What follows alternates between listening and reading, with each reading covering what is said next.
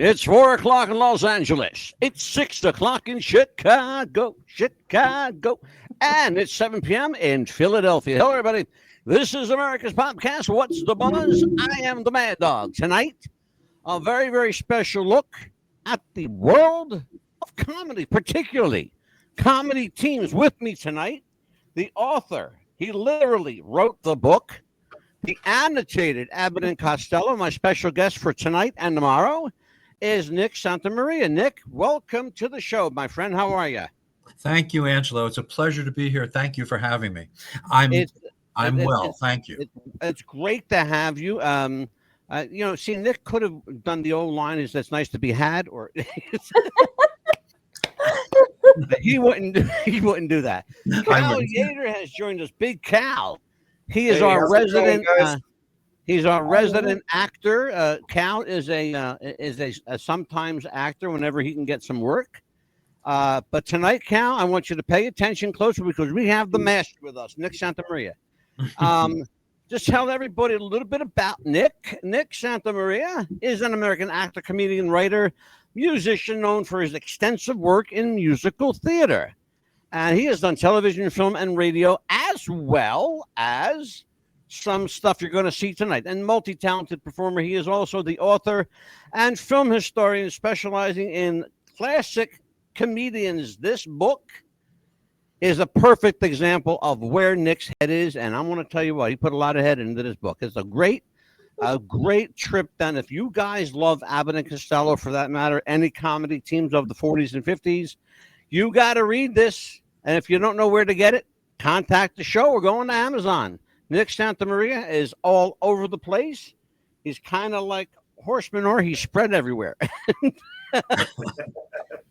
Nick, welcome again. Thank you for being here. It is an absolute pleasure to have you. I want to talk to you first about your beginnings in musical theater. My understanding is that, from what I read about you, that you were getting initially a lot of film and TV work, but your heart really is in theater. Can you talk to us a little bit about your beginnings and how theater became like the love of your life? Well, I have to say that starting out, I did not think about the theater. I did not think about Broadway. It wasn't my ambition. I was an improv comic. I was a comedian. And I started when I was 15, and I started doing stand-up. I started doing, I joined a great improv company and learned practically everything I know there. And then one day, my old improv instructor from maybe 20 years before called me. And they had opened Grease on Broadway. Tommy Tune did the revival of it. And my friend, who was my improv teacher, was hired to play Vince Fontaine. Oh, now, my God. He's a comedian too, an improv comedian. And in this version of Grease, Vince Fontaine got to do a 45-minute pre-show every night with the audience, ad-libbing, jumping around, doing whatever you do. And he called me out of the blue and said, they need someone for the national tour. Are you interested? I'm like, yeah. You know, I'll be working with Sally Struthers and Debbie Gibson and all these names and stuff. And I didn't even belong to the union. I had to join the union. Yeah. Oh, wow. So without even an audition, I landed my first national tour. And 3 months later, they sent me to Broadway. Oh. So wow. Yeah. And then before how long did it take you to get your card? Oh, it was easy. I told them I had a national tour and they practically like handed it to me. You know? and now they're paying me a pension. Now you have to jump. Oh, well, here's the thing. Now, for you guys that don't know, it's like an act of Congress to get your card. Yeah. Oh man, AFTRA, Screen Actors Guild, it's just crazy. Angelo, Theater Guild. Oh my God, it's crazy. Even tougher. Think about this: getting on Broadway and not even trying. I didn't even audition. I was recommended. Wow. That's Yeah. crazy. So, Cullum, this isn't how it actually works. Okay. This is an anomaly. It's atypical. Pay attention, Cal. Yeah, I'm going to start with you. You have any questions for Nick? I mean, okay, so I was looking. You got to work with Matthew Broderick? No. No? Yes, I did. And the producers. I was looking at that with a straight face, folks. I was with Mel Brooks for 5 years. All right, I'm trying to adjust my camera. It keeps wanting to fall. I'm sorry, guys. It's okay. That's the season. All right. Yeah. It's fall. I love it. Yeah, I was with Mel for 5 years. Mm-hmm. He is not only an American institution, he's one of my favorites. He belongs in an institution. Pretty much anything he's ever done, I love, I like, and I watch. And I have quite and I've talked about my film collection at length on the show. I have a hell of a collection. And Mel Brooks is, beyond, he's the king. He's the king of comedy. He's literally the king of comedy. It's good to be the king. Absolutely it is. Let's talk about, again, in your earlier days, how theater came to you. Because this is not just the first time this has happened. Theater has come to you a couple of times. And I want to talk about that. And I want to talk about how that forayed itself into voiceover work, into television and film, because you've done an extensive amount of voiceover work. Yeah. And I've recorded over 250 books. Oh wow! Yeah, audio. That's a lot. And I'm the type that doesn't read it before I get in front of the microphone. I read it as you're. It's just natural. Just comes right off. Yeah, absolutely, it does. And it sounds so much better. It sounds natural. Sure. Yeah, exactly. Like you're talking to them. And they like that. The listeners like that. But anyway, basically, okay. This is how it worked for me. I wanted to be a comedian. My heroes were all comedians. And so, that's what I got into first. And that led to everything else. Once you get into an improv company, a comedy improv company, especially one with a good reputation. Yeah. I was part of a group called Mental Floss, and we were in Miami. We were sort of the second city of Miami. And everybody in the group was at one time or another picked out for projects. I want you for this movie. I want you for this commercial. I want you for whatever. I got so much work out of that improv company. And eventually I got to leave the improv company. I remember there was a producer in the audience one night, and he liked my stuff. I had written sketches for the show and some songs. And whatchamacallit, he was a cruise ship show producer. Wow. The next thing I knew, I was picking 2 cast members and writing a review. I was out on a cruise ship, or a bunch of cruise ships, for 3 years. I saw the world for 3 years. So there was that. And they pay you a lot of money because they take you out of the market. You know what I mean? Yes. You're completely at sea, literally. Yeah. So that I did that for a little while. Then I went back to, the mainland. And that's when I got Grease. That's when I did children's television for a while. I got involved. I was going to ask you about your TV. Yeah, because I know you did a kids show. Yeah. Jelly Bean Jungle. I was one of the characters on Jelly Bean Jungle. And yeah. And the director of that show wrote a pilot for another show with me. And that one we shot, but it never got off the ground. But it taught me how to be a puppeteer as well. So sure. That was another skill. Nick, just for shits and giggles, how many failed pilots did you actually do? I never knew anybody in the air industry, in the flying industry. Yeah, I'll fight. I was just waiting for it to land. Straight man, I know where he's going to go with this. I'm going to say a key word. He's going to jump on that word, and then it's off to the races. Well, hey, you're wearing the Bud Abbott hat, so you might as well. Like you could say Actually, it's the chicken, Bobby yeah. DeCipio hat. I'm actually really good friends with Eddie Deason. He was Eugene in Greece. I know Eddie very well. Yeah, we all do here. Eddie's like part of our furniture. Yeah, And so, you know what? Why don't we just do this? I was going to introduce. I had this big introduction for Nick. I'm going to let Nick introduce himself. Watch this. Oh.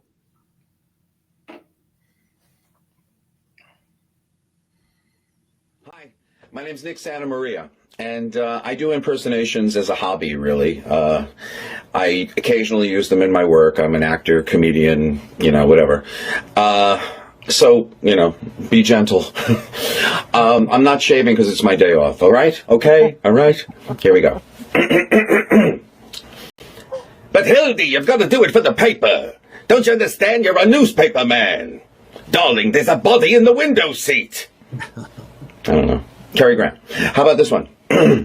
Stanley, you've never met my wife, have you? Yes, I never did. Well, I didn't know. How about this one? Certainly, Lou. Strange as it may seem, they give baseball players funny names nowadays. Nicknames? Sure, like who's on first, what's on second, I don't know's on third. That's what I want to find out.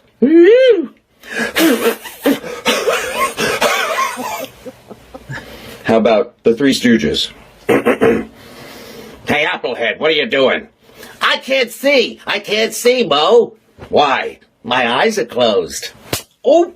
Wow, sort of a toughie, eh? Whoop, whoop, whoop, whoop, whoop, whoop. I even do Shemp.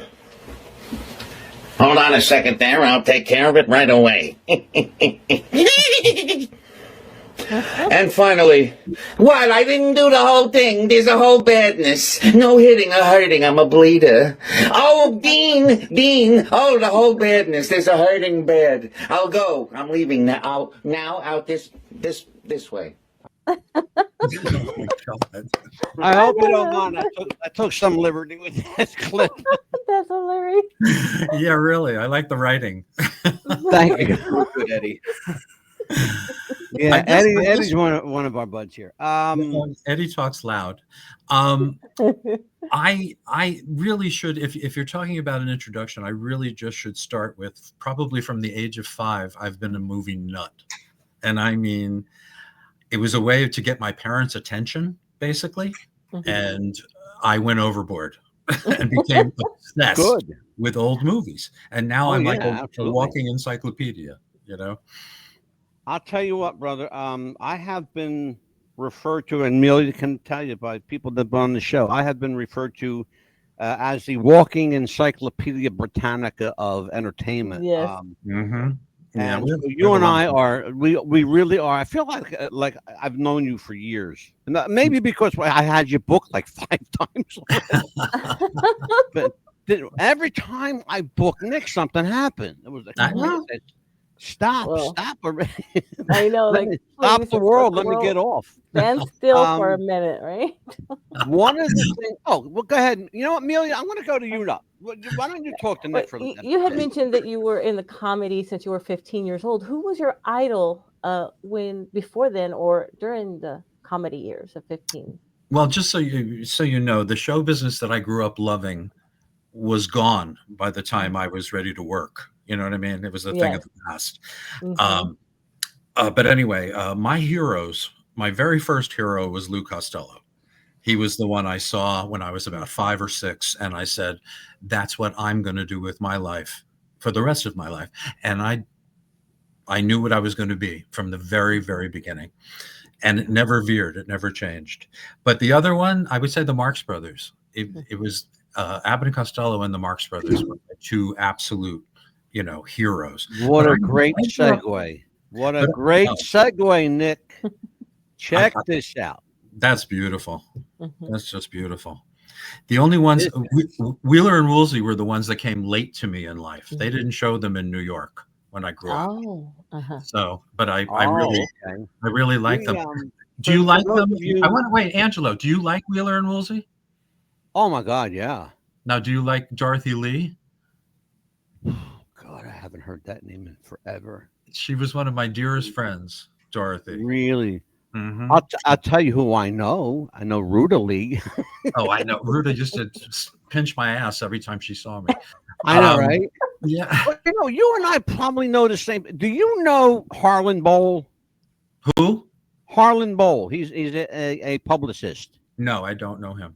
In California, though. Yeah, he's actually Ruta's publicist. Oh, and no, I don't know him. And my publicist when he admits to it. Which is very rare. During a weak moment.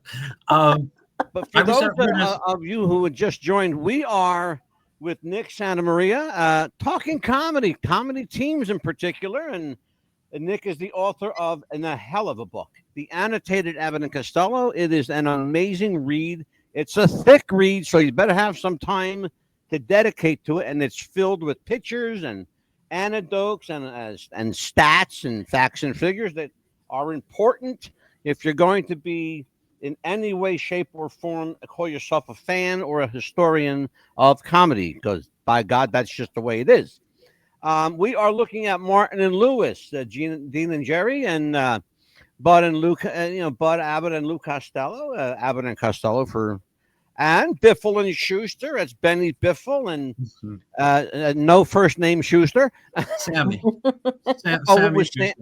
Okay, there you go. Mm-hmm. And here's one for people. This is Weber and Woolsey. Wheeler. I'm sorry, Wheeler and Woolsey. Right. And believe it or not, I didn't know who they were, but I have a film of theirs, and I didn't know who they were. And I have this, and it's a reel. It's on a reel. Oh my! Oh God, yeah, for real. It's on a reel. For real. For real. And it's on a reel, course, for real. Underneath Wheeler and Woolsey are the 5 Marx Brothers, and it's a rare picture of all 5 Marx Brothers together. They are actually, that's during a live television appearance when Steve Allen left The Tonight Show, and before they got to Jack Parr, they had this one show. It was like America After Dark or something like that. Chico was opening in a show in Los Angeles, playing a straight role. And the brothers came opening night, and all of them were in the dressing room doing this live broadcast. All 5 Marx Brothers, and the footage is missing. It's lost. Wow! Yeah. And this is the only thing that survived was the photo. There's a bunch of the photos, but they're all good. They're all good. Yeah. Wow. Take a look at this. Of course, you've done voiceover work, you've done narration, you've forwarded books, and this is some of the stuff that Nick has done. Of course, the Biffle and Schuster, the Abbott and Costello book. I got to give Matt Conium some credit here, and also John Landis, acclaimed film director John Landis. He's the guy that gave us Animal House and several, Twilight Zone, I believe, and some other films. Mm-hmm. How did you get rooked into? Asked to do the William Powell book? Actually, I'm sort of a presence on Facebook, and the guy who published this book got in touch with me and said, you obviously know what you're talking about. Would you mind writing the introduction? So I did. I love William Powell. William Powell's one of my favorite actors, and probably my second favorite light leading man behind Cary Grant. Oh man, beautiful. Yeah. Pop 20 is a pop culture magazine that you were involved in writing, as well as doing some other work for. And do you do illustrations? Somebody told me that you do illustrations. Oh, I draw. I do caricatures. Okay. Did you do any of your caricatures for any of these publications, Nick?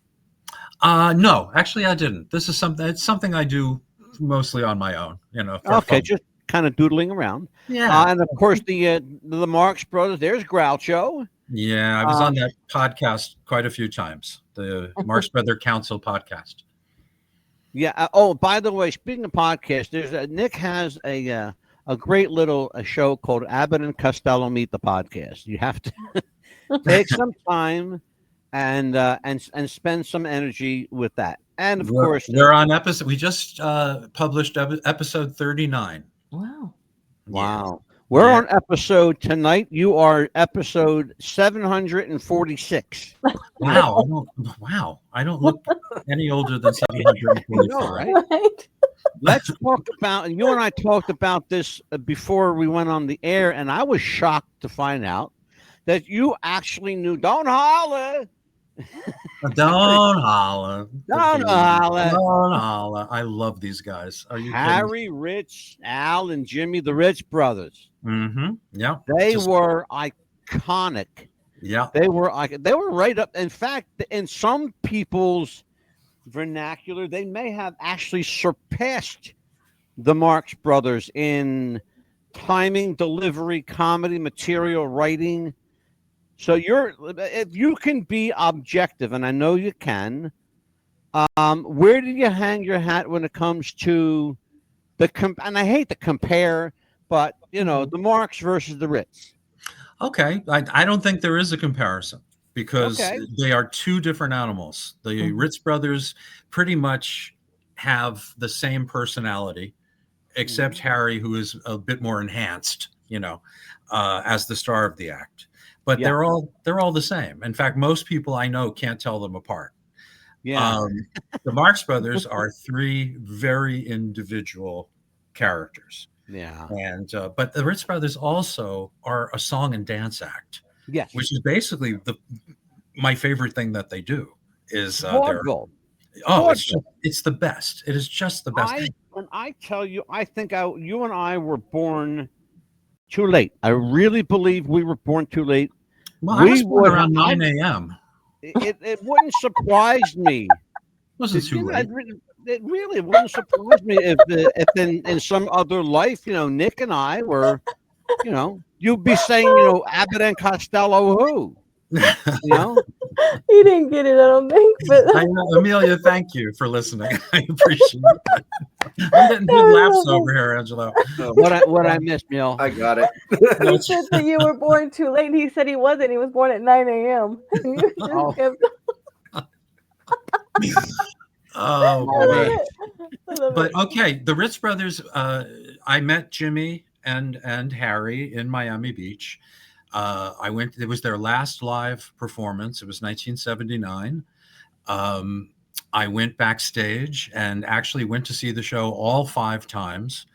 And Harry and we connected, And when I saw him backstage, when I sneaked backstage to get to their dressing room, I saw Harry going into the dressing room, and he was in his tuxedo and everything. He looked great. And I just yelled, I said, "Mr. Ritz." And he turned around and he said, "Yes." I said, "Hi, my name is Nick Santa Maria." I had just written him a fan letter about 2 weeks before. He grabbed my lapels and pulled me into the dressing room and yelled, "Oh, no. Jimmy, here's the guy I've been telling you about." This was my hero. This was, wow. You can just imagine. You could just imagine. So then we posed for pictures and they didn't come out. It was those days. No. So, but that gave me the excuse to call him at the hotel, go meet him at the Fontainebleau, then go see him again backstage, take more pictures. So it was great. It turned out to be great. Oh my God. Cal, questions for Nick. Wow. I mean, you on the night of January 7th. Yeah. So ahead, the Cal. voiceover work. I mean, I've been able to skim through a little bit, but what is your favorite voiceover that you have done? Oh boy, that's a wow, Scott. I have to go back. I got a contract second Fire TV when I was in Miami Beach. Again, when I talked about being with this improv company, I was hired by this chain of Italian restaurants to write and do some spots. And one of the spots I did was a bunch of movie gangsters. And I did every voice. I did Bogey. I did Edward G. Robinson. I did James Cagney. I said, "All right, who took my baked ziti?" It was that kind of a thing. And those kind of things just make me laugh. Those are the things I have fun doing. Yeah, that's a tough question. It's a good one, but it's a tough one too. Amelia, questions for Nick. Yeah, you were saying that you had Broadway and then you had musicals and things like that. What was the best part of going to Broadway? What was the best part for you for Broadway? Well, first of all, just going to Broadway was getting there. Exactly. Very exciting, and you feel like you're part of an exclusive club, because not everyone gets to Broadway. Absolutely, yes. But I would have to say that working with stars that I grew up with and not being nervous about it and feeling more like an equal. Absolutely, yes. It was like a coming of age for me. And, you reach a different plateau and you either rise to it or you don't, Oh, God, absolutely. So much fun. So much fun. And I worked with such great people with this and the producers and all that stuff. Just really, really good people. Nick, do you enjoy writing? Oh, sure. What do you find any particular muse in writing? Who or what is your catharsis, your muse? Well, that's a good question. The muse is it's an ephemeral thing that you can't really touch. It's not tangible. But I will say this: I don't write unless I feel the muse. Oh, you know what I mean? You have to be in the moment. You have to be. Absolutely. You have to be. Otherwise, you're just spinning your wheels, and you're going to go back and rewrite it anyway. Yeah, well, I've done that. I've done Amelia, you're segueing right into this, Amelia. I can't believe it's like serendipitous. It really is. This is the kind of things that when the muse hits me, and it's perfect that we're in Amelia's spot right now because this is literally her favorite spot on our show. Oh, I wrote, produced, and directed this commercial spot, and it's time for us to play our sponsor. Do you have sweaty balls or volleyball netty balls? It's time to make them ready balls. The Manscaped.com Lawnmower 3.0 will do the job and clean your knob with its patented no-nick head, so your head will function as desired. Enter promo code Wrestling Future for a generous 20% discount. That's enter Wrestling Future for a 20% discount.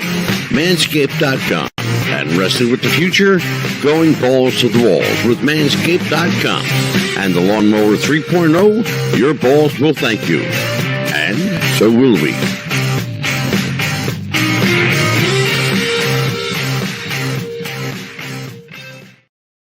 That's what a muse will do for you, by God. It is amusing.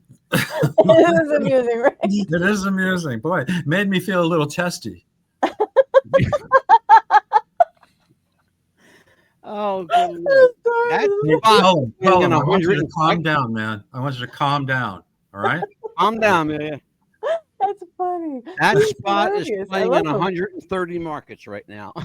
Oh, really? Good. Yes, maybe I can get some produce. Yes, it is. Absolutely. We're going to talk a little bit about a couple of guys here named Benny Biffle and Sam Schuster. Who gave birth to this? Where did they come from? It is absolutely brilliant. And just if you can, just give me kind of let's just take our time with this. I really want to, because there's so much here.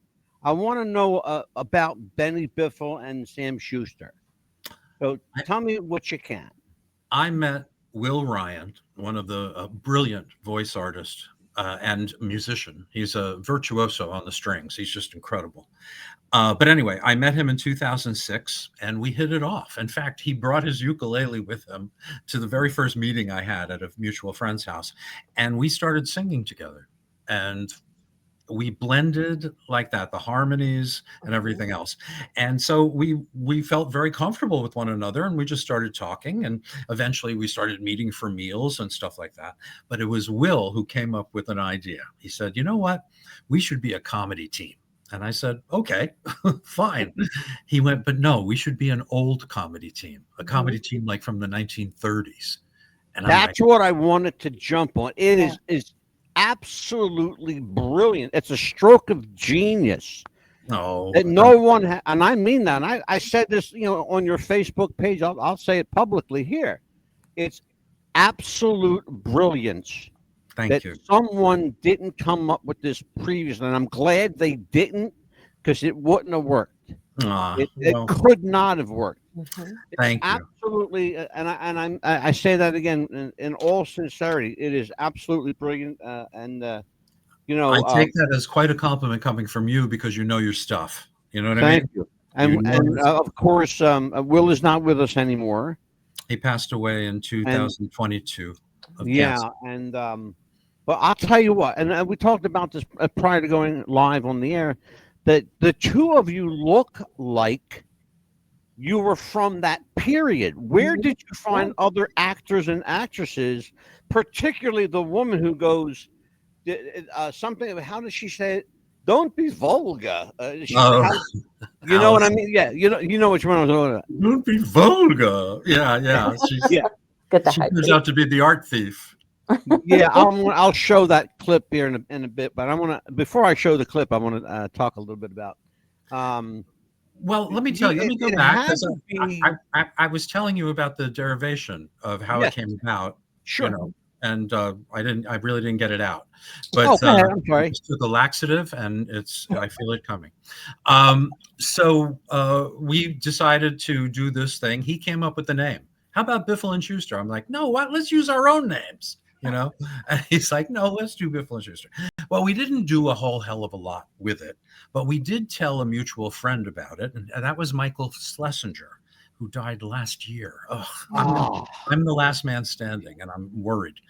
But anyway, we told Michael about it. Michael loved the idea, and he wrote all those shorts you're seeing. Of course, we contributed, what we do, but he wrote these shorts, and that whole thing that you have, that DVD with the 5 shorts on it, including hours of outtakes, which are hilarious. About $350,000, the budget. Oh, wow. Wow.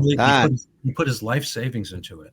If you know anything about producing a short or film in general, 250, 350, $500,000 is not a lot of money. It's not. It's that's warm up money. You can't produce a local commercial for $500,000. Do you see what he did? Yeah, it's remarkable. It is remarkable. The idea of Biffle and Schuster. If you and I challenge people to do this, because you'll be amazed at what will come up. Google Biffle and Schuster. Okay. Schuster, by the way, is SHOOSTER. Yeah. There are actually search engines, Nick, that will tell you that Biffle and Schuster was a comedy team in the 1940s and 50s. And they have a bio. They have their own bio. Mm-hmm. I don't know who made up the bios, but they have their own freaking bios. They have a whole history. They really do, and it's remarkable with AI now, because AI is everywhere. Oh, yes. You may have a second chance or a third chance at Biffle and Schuster. Yeah. I realize that. The idea of producing, and I'm going to show this again. I have to show this. The idea of Biffle and Schuster, if you look at this, they look like, at first glance, first thing that comes to mind, Leo, Gorsey, and Hunts Hall. You think? Bowery Boys, Dead End Kids. And you particularly with the flat top hat here, you're very reminiscent, and your face, especially there in that hat, is very reminiscent of Leo Gorsey. Right, but the character is nothing like Leo Gorsey. Nothing like, no, not at all. I have his daughter coming to dinner on the 19th, by the way. His daughter, Brandy. Really? Yeah, we're good friends. We're good friends. The other thing I wanted to talk to you, and I want to talk a little serious about this. Wait, can I just say one thing while I'm thinking? Sure. Oh, yes, please. Biffle and Schuster are streaming on Amazon Prime, by the way. Great. Yes. Okay. Yeah. Oh, I have every intention of telling everybody where they can watch them, because they're they're all over the place. the idea of this, contemporary team doing an old, an aged period. I'm not saying aged. I hate that word. We're going to talk about age tomorrow night. Right. If I live. A period piece, the 40s and the 50s. It's not easy to get away with it. Were you guys worried that it would not take off, B, people wouldn't get it, or understand? Like, because it's everybody's so hip now,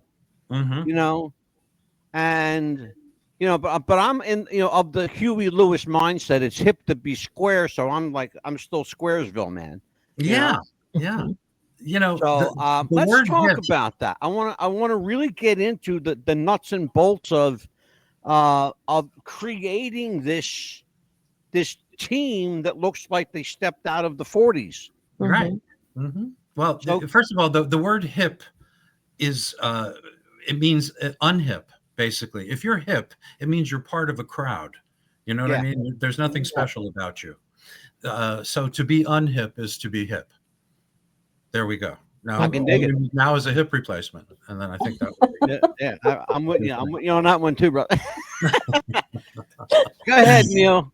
She's chomping at the bit over here. I know this woman. No, it's like, how the comedy teams that you created and everything, how would you compare them to like now? Do you think that they could get away with more now than like Andrew Dice Clay did or Sam Kinison did now?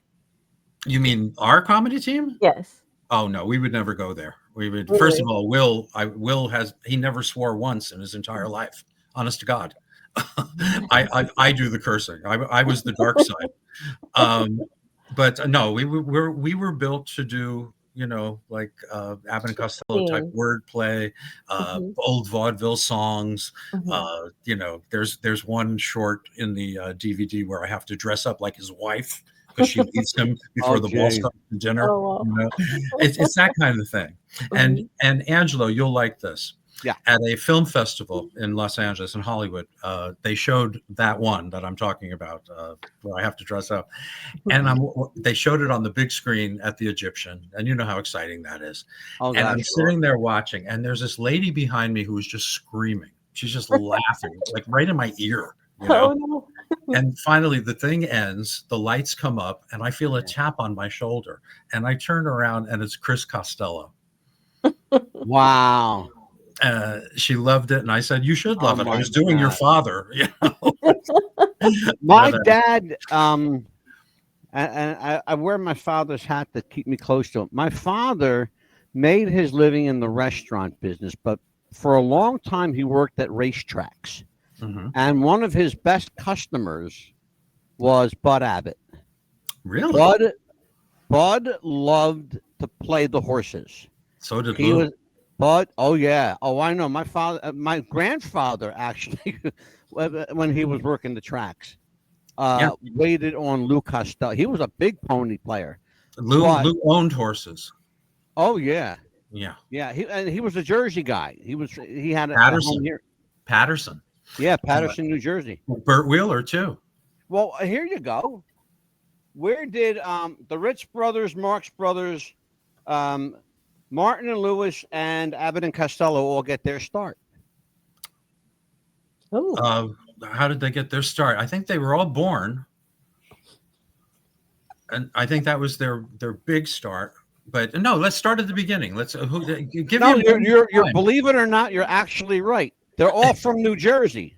No, not the Marx brothers. They're from Yorkville, New York. They're in Manhattan. Who else did you mention? Oh, wait a minute. Rich brothers. Oh no, wait. Which one of them was born in Jersey? Hold on, they got one of them being born here. Lou Costello was born in Jersey. Jerry Lewis was born in Jersey. Right. Bud Abbott was born in Jersey. Dean Martin was in Ohio, Steubenville. Right. Yeah, Dean was from Steubenville. For who else did you mention? Martin and Lewis. I told you that. See, Biffle and Schuster, Abbott and Costello, the Ritz brothers. Ritz brothers were born in Newark, but raised in Brooklyn. Right. So the only one that took a shit on the list was the Marx brothers. Okay. Yeah. Okay. I used to live around the corner from where they one grew of up. them was what was it, Zeppo or what's it? I think it was Hypo. Typo, yeah, Yeah, or he was the one who used to Typo. needle everybody. Gummo or Zeppo, one of them. Anyway, Yeah. yeah, we'll have to find out. What was the question there about Gummo or Zeppo? I know everything. Oh, where the hell they were born? Yeah, they were all born in Manhattan and up the Upper East Side of Manhattan. Big Cal, you've been too quiet. Questions for Nick. Unfortunately, I wish I did have more questions. I wish I had you more questions too, because you're like sitting there like a bump on a log, brother. I mean, all of this. Look, unfortunately, all of this was way before my time. I'm not very educated in the Marx Brothers. Read, my friend, read. You know what? I'm going to send you my copy of the book that Nick. That's autographed. Don't you send that out? That's autographed. I think it is. Did it? Did I autograph it? No, you never signed it for me, Nick. Oh no, because I just sent it to you. Yeah. From Amazon. Callum, yeah. I got to tell you something. This is why I don't buy your excuse. When I was loving these guys, growing up, watching them and reading about them and all that stuff, they were long gone. They were my parents' generation. Yes. It was before my time. Yes. It was before my time. But I didn't care because that was the time I was interested in. So I understand that if you have no interest in that period, I get that. But I had a very special, like some people have an interest in the Civil War, or some people can tell you like every player on the Chicago's clubs, this was my obsession. So I venerate you. When I was a little kid, I was like 9 years old. I met the Three Stooges. Wow. And they came to Philadelphia because Larry Fine was from Philadelphia. He was from 7th and South Street. His home is still there. His home is now a restaurant. Oh, that's fine. Yeah. And fine dining. He was born in now a restaurant. Fine dining. Exactly. And they have. Does he get it? Am I talking to I hope so, because that's funny. Fine dining. Dining, yes. Larry Fine dining. Wake up, Cal. Wake up, Cal. I apologize. I am literally just getting in the door. Like you've been here for 45 minutes. When I got on, I literally right when I walked in, I immediately jumped online. Do you have to pee or something? Cal, are you tired? A little bit, but I'll handle it. Okay, listen. Why don't we do this? Why don't we say goodnight to Cal? Get some rest because you'll be here tomorrow night, and you better have some questions. and read up on Nick Santa Maria, and I will see you tomorrow night. Okay. All right. I'll have a good night. There you go. Good night. Goodbye. But that was abrupt. Oh, we don't play around here, Nick. Oh, no, we don't play. And I'm leaving. The Stooges, the Three Stooges were hosting a Stooge Film Festival at the Broadway Theater in Philadelphia on Broad Street. The Broad Street Theater. I'm sorry, not the Broadway.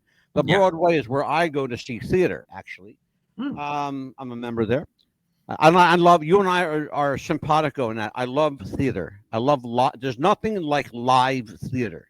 There's nothing like a live audience. Oh yeah, absolutely. And I love being in front of people. Absolutely. And I am Italian. We're Italian, which means that we're hams. Okay. Yeah, we're prosciutto. Exactly. I would think with Nick Santa Maria, it'd be like a Hispanic name, but okay. It does sound like that, doesn't it? But it's we are 100% Sicilian. 100%. You too? You know what Sicilian is? It's old school mafia, Amelia. Yeah. Oh yeah, that's where it started. Look at me. I look like I just walked off The Godfather. Or been in The Godfather. Take the glasses off. I look like Luca Brasi, okay? Or Luke Costello. You're right. So I met the Stooges. I had to stand in line for like an hour to Oh wow. But but the Stooges were hosting a Stooge Film Festival in Philadelphia, and it was Mo, Larry, and Joe Dorita. Joe Dorita, where they Curly called Joe. him Curly Joe. Yeah. Mhm. Yep. And I think he ended up being the last one to pass away. He was. He was the last stooge. Yeah, he was, and they are a group of guys. They're irreplaceable. You look, Curly, Shemp, Mo, they were brothers. They were all brothers. Mm-hmm. The Howard brothers. Larry was literally a violin virtuoso that had great comedic timing, and he was working for Ted Healy at the time. Mm-hmm. Now, how did? Because I heard two different stories, Nick. So maybe you can smarten me up on this. How did Larry end up meeting Mo and Ted Healy? Okay. Here, now I'm gonna tell you something a little shocking now. Yeah. There's a new book out, and I'm gonna plug it now. It's called Shemp, and it's by Bert Kearns, Kearns. It's a wonderful book, and it blows the roof off all the myths. And I'm all through it, by the way. I'm on like 15 pages talking about the Stooges. But anyway, Mo actually lied to us all those years. He took credit for the things that Shemp did. I don't know if it was jealousy or if it's because Shemp was gone, he couldn't fight it or whatever. Yeah. He took credit for all the stuff that Shemp No. So he always told the story that when they were in Philadelphia, they went to this nightclub and they saw this act called the Haney Sisters and Fine, and that was Larry Fine. Yes. And he married one of the Haney sisters, Mabel.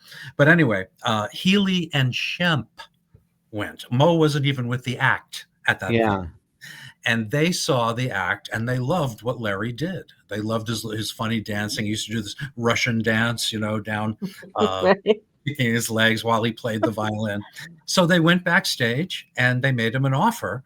And he said, Ted Healy said to him, I'll give you $90 a week, $100 if you get rid of the violin. Wow. So he joined the Stooges at that point. And Mo was in real estate at that point with his mother. That I knew. Mm-hmm. By the way, the club that Larry was playing at was called Club Capri. It's no longer there, but there is a historical marker. The building actually burned down. They tried to save it, but they couldn't. And I only know that because my father was one of the head waiters in that club years and years ago, where he had the pleasure of serving President Kennedy. Wow. No, wait a minute. Wouldn't President Kennedy be tough to chew? Oh, Jesus.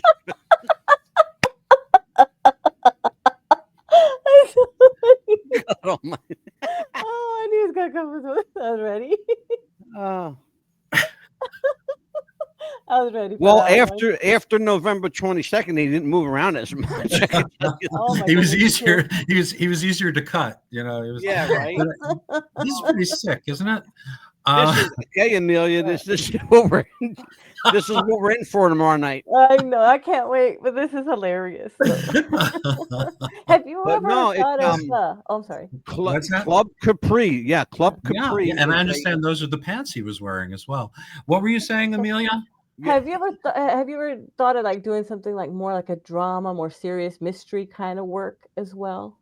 Oh, I've played many straight roles on stage. I did the Southeastern premiere of a show called God of Carnage. I played the Jeff Daniels role. Oh my God. Yeah. I did a show called Over the River, which was about being with your grandparents and taking care of them. And it was really, you'd hear them crying, in the audience. And that's like one of my favorites when you have that's just as satisfying. And that's just as satisfying as getting laughs. I tried to get a release from Disney. They wouldn't give me a release. I wanted to show the clip of Nick Santamaria playing the genie in Aladdin. Oh. But Disney would not allow us to show it. Our friends at Disney. Your friends at Disney, they're not my friends. I don't like them either. Are you kidding? They did give me a great opportunity.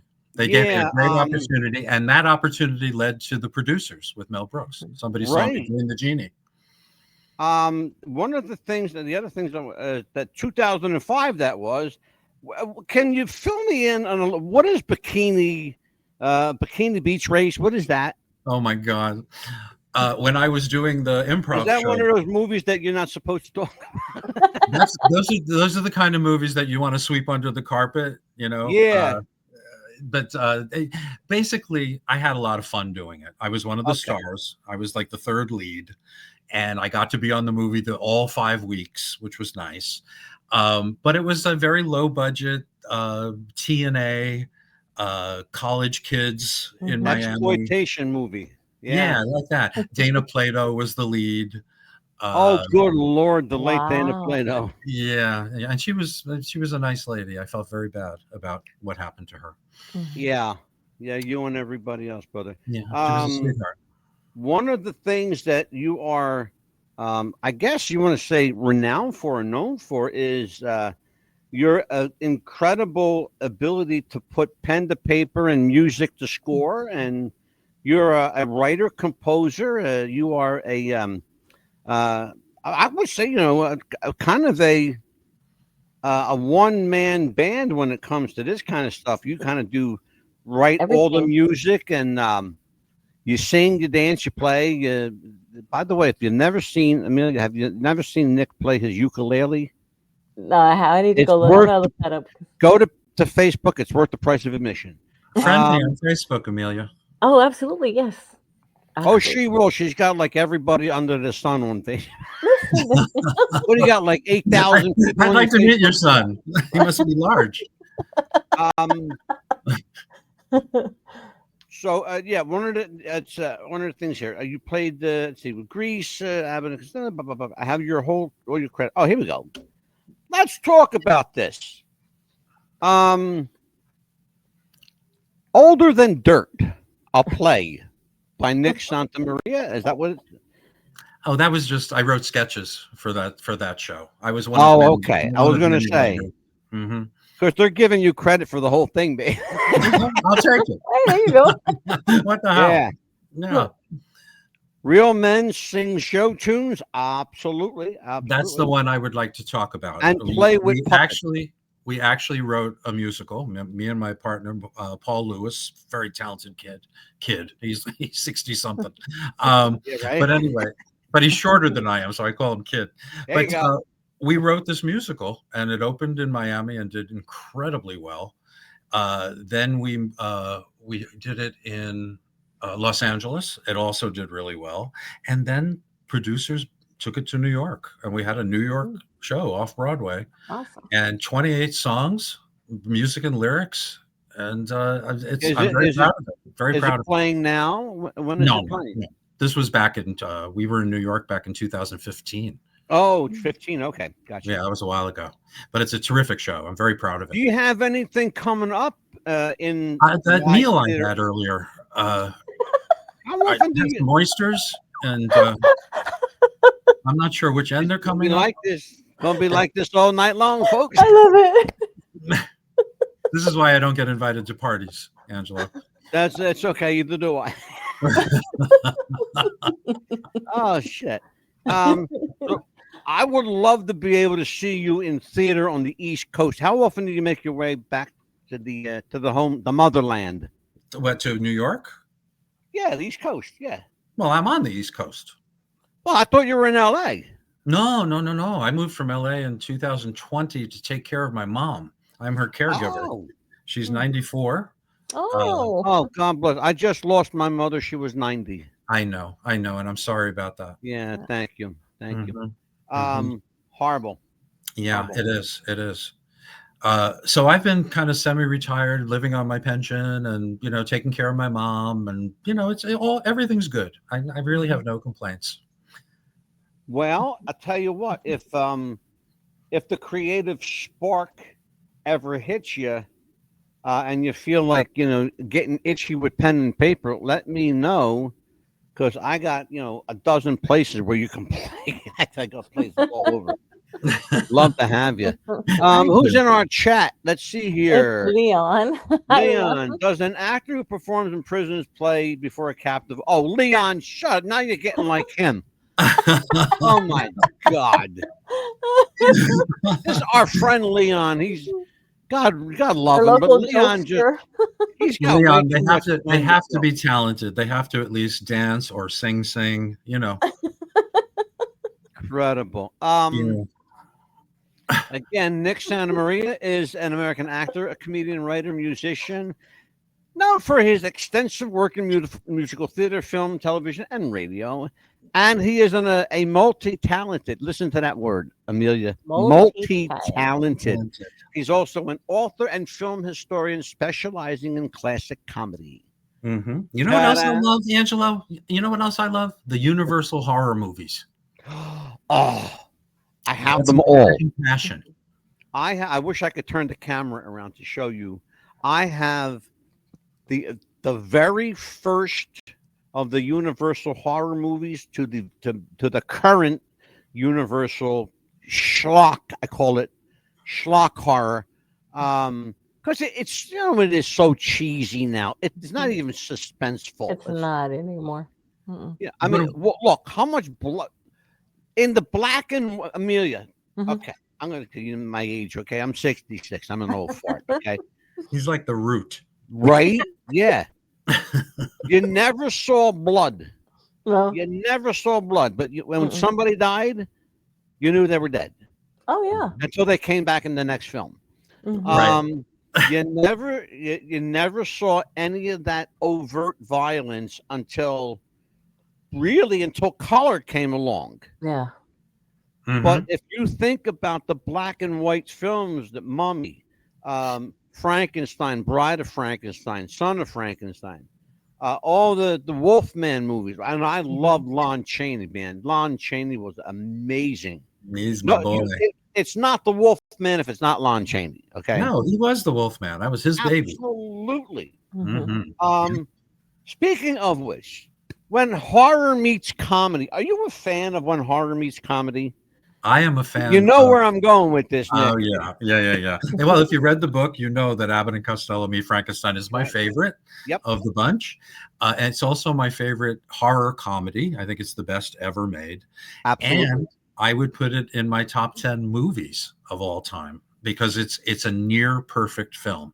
It really is.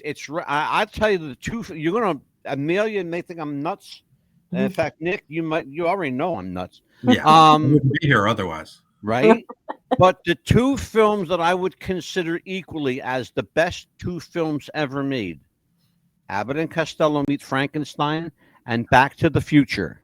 Oh, that's an interesting choice. It is a timeless, it's literally a timeless film. You can watch it in any decade, in any era, and it never changes, it never wavers, just like Abbott and Costello Meets Frankenstein. It didn't change, it didn't waver. You can't toy with it, you can't F with it. It is a classic. It was intended to be that way as a classic, and I think the directors back then were far smarter than they are these days. You don't have to think less of your audience to make them love you. I agree. I totally agree. Yep. And I challenge anyone watching this to tell me who the director of either Abbott and Costello Meets Frankenstein or Abbott and Costello. What was that other one? Oh, the film, Nick, with not the skater, not Sonia Henney, the one where they go to that ski resort. Hit the ice. Thank you, Hit the Ice. And the woman's name, what was the woman, the lead? What was her name, please? Ginny Sims, the singer. Thank you. It was driving me nuts. It would have driven him crazy all night. I Yeah, had such right. a crush on her when I was a kid. I had such a crush on her watching that movie. She had Oh cheekbones. yeah. I mean, she had cheekbones you could fish off of. You know, Yes. it's gorgeous. Absolutely. Oh, there were lots of people like my big crush was Darla Hood from the Rascals. Oh boy! Until I realized she was like 60 years old. I was going to say, actually, she was dead. Yes, she is now. she died when she was 47 years old. Oh, wow.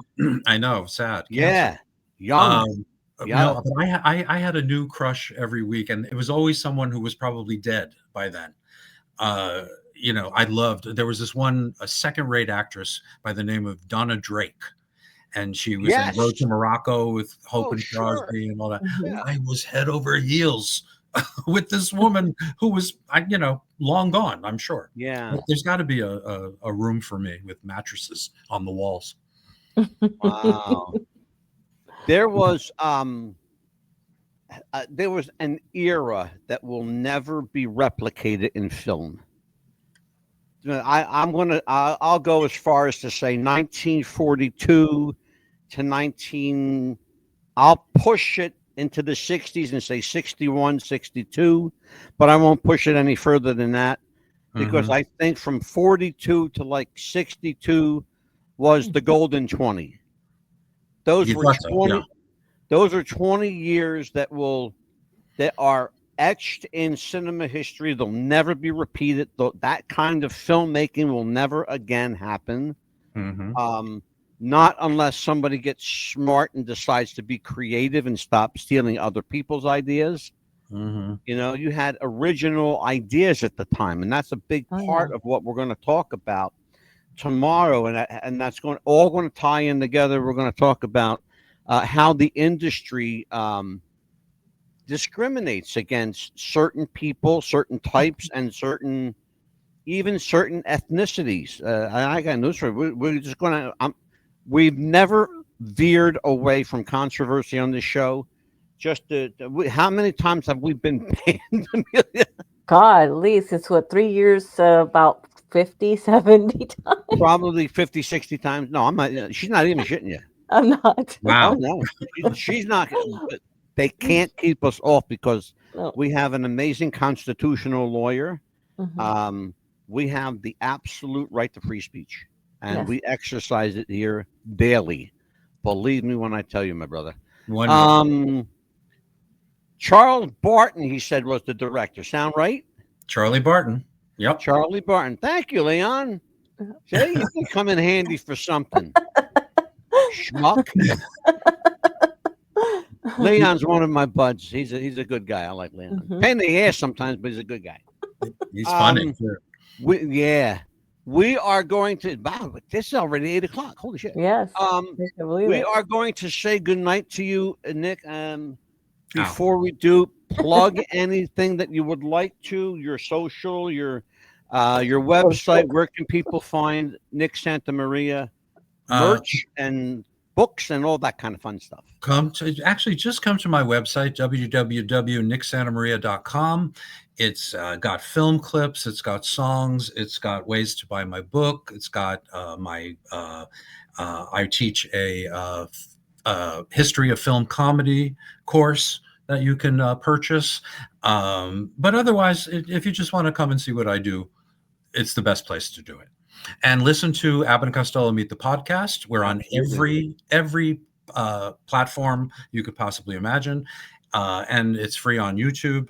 But be sure to press like and subscribe. I would appreciate it. Otherwise, this has been a pleasure, Angelo. Thank you. It's been great. May I pander for a moment?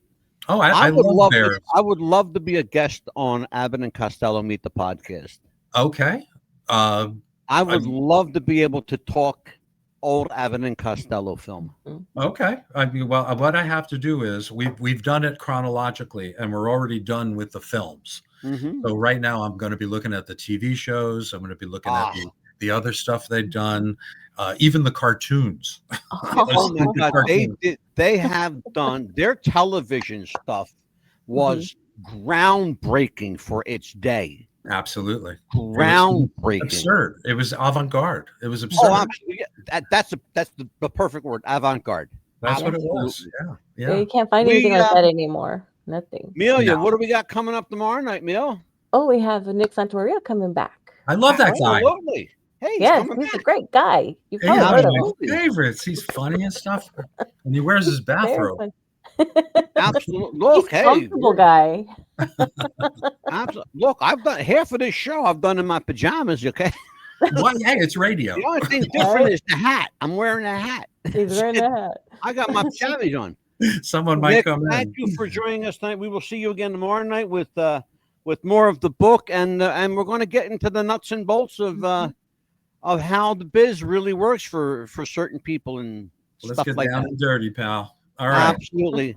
You take care. We'll see you again, everybody. Be good. Be kind to each other. It takes a lot more muscles to be angry than it does to smile. So just stick your teeth out and grin it. See? Nobody will ever know. They'll think you're smiling. God bless you, folks. We'll see you again tomorrow night. Take care.